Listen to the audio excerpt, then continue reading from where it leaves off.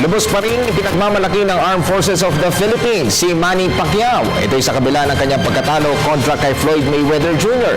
Para kay AFP Chief of Staff General Gregorio Pio Katapang, naniniwala siya na ibinigay ng pambansang kamao ang lahat ng kanyang makakaya. Kasunod nito, sinabi ni Katapang na dapat magkaroon ng rematch ang dalawang boxing legend.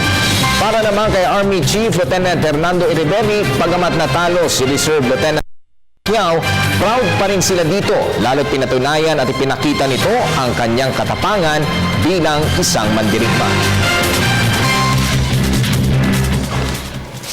Hindi ko alam na pwede ka palang manalo kung takbo ka lang ng takbo eh.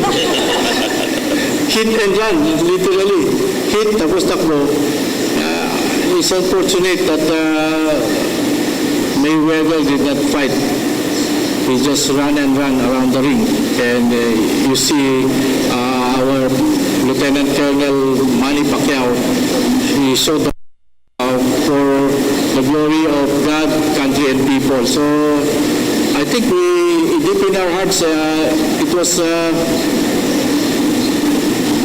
Manny Pacquiao who won on that fight.